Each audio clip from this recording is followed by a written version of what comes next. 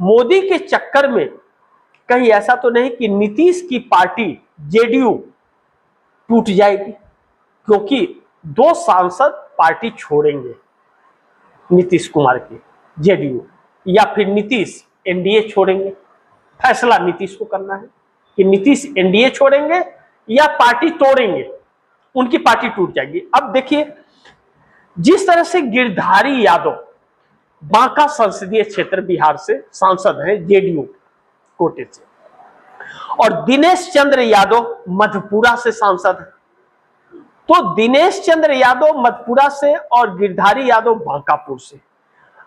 अभी यह लोग जाकर के लोकसभा स्पीकर ओम बिरला से मुलाकात किए, और अगर यह इस्तीफा दे देते हैं तो नीतीश कुमार के 12 सांसदों में 2 की संख्या घट जाएगी, तो मोदी के लिए 2 सांसद फिर दिक्कत आएंगे।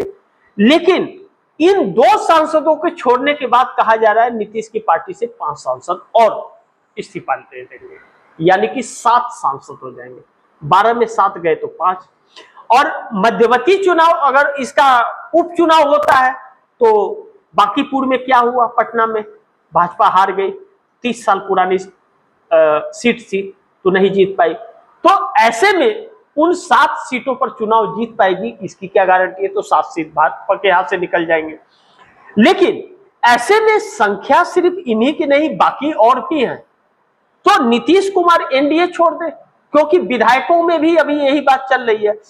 और यह सांसद बगावत क्यों कर रहे हैं? इसलिए कर रहे हैं कि यह चाहते हैं कि जेडीयू का सीएम हो बिहार में। सम्राट चौधरी और भाजपा का सीएम स्वीकार नहीं है। सम्राट चौधरी के खिलाफ जेडीयू के तकरीबन 68 एमएलए विरोध में है नीतीश कुमार की पार्टी के, वह नहीं चाहते कि सम्राट चौधरी बने। तो नीतीश क्यों चाहते हैं? नीतीश क्यों बना रहे हैं सम्राट चौधरी को? अपने बेटे निशांत कुमार को क्यों नहीं बनाते? और जेडीयू में और भी तो नेता हैं जो सीएम बन सकते हैं। नीतीश को नई राजनीति अब करनी है, और उनकी राजनीति दम तोड़ दी है, उनको अब दिमाग एक जगह नहीं रहता है, बुजुर्ग हो गए हैं, अपना वो दे दे, मार्गदर्शक मंडल में जाए, और चले ही गए हैं, अब क्या बचा है? अब दोबारा सीएम थोड़ी बनेंगे, तो किसी और को बना दे।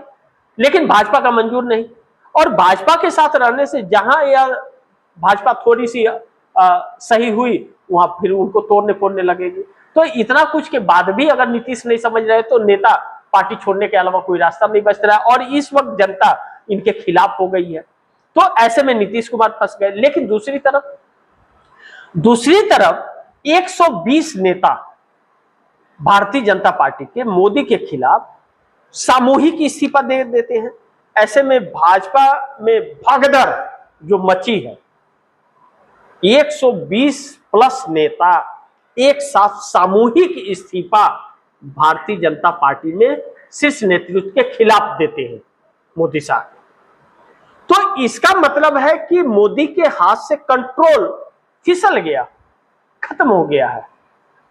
इनके बस का नहीं रहा पार्टी को संभाल पाना, और सरकार को संभाल ही नहीं पा रहे, और खुद जो बयान दे रहे हैं सब उल्टा पड़ रहा है।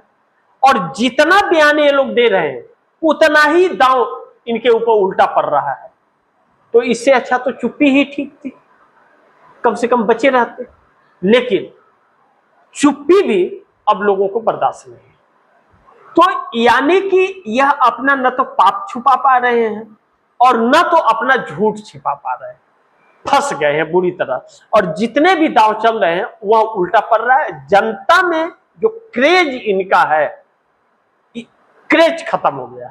तो 6 जिलों में 120 पदाधिकारी एक साथ देते हैं। पूरा भारतीय जनता पार्टी का कैडर ही, नेतृत्व ही 6 जिलों का एक साथ इस्तीफा दे करके उन 6 जिलों में भाजपा का कोई कैडर ही नहीं बचा। अब जब इस हद तक बात आ गई तो फिर मोदी के लिए एक संकट भरी बात तो है, इस बात से हम इनकार नहीं कर सकते। तो पंजाब में मोदी के खिलाफ भाजपा में जो या इस्तीफा दिए हैं, तो अब इस भगदड़ को रोक पाना वह मोदी के बस की अब नहीं बात रही, क्योंकि मोदी पर कोई भरोसा ही नहीं रहा। क्योंकि मोदी ने हर नेताओं के साथ गलत किया। तो भाजपा में जो हड़कंप मच गया है, अब नीतीश के 68 एमएलए कभी भी बगावत कर सकते हैं, अभी तो सांसदों ने बगावत किया है। और दूसरी तरफ सर्वे यह कह रहा है इंडिया गठबंधन की सरकार आएगी और जनता अब एनडीए गठबंधन के खिलाफ हो गई है। ऐसे में चंदा चोरी हो, राम मंदिर का, चाहे वह शिक्षा को लेकर के हो, स्वास्थ्य को लेकर के हो, पेपर लीक हो, रोजगार हो, हर चीज में फेल हुई है। अब नरेंद्र मोदी ने जो लाल किले से यह कह दिया कि दिमागी नक्सल है इस जेनजी को, तो दिमागी नक्सल कह करके और कहीं न कहीं अपने आप को और दावत बढ़ा लिया।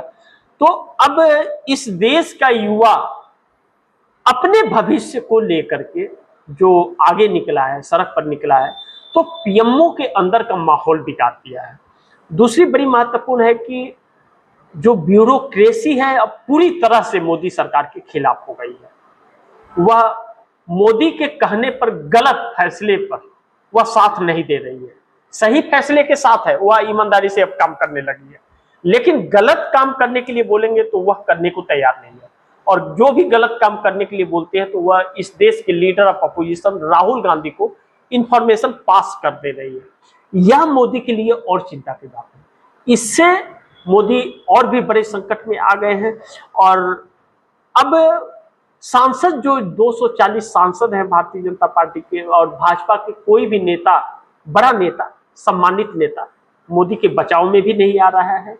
और इस महीने के खत्म होते होते अगस्त के 20 सितंबर के पहले मोदी साहब का इस्तीफा आरएसएस लेने की कोशिश कर रहा है, जो मोदी के लिए बहुत ही भारी पड़ने वाला है।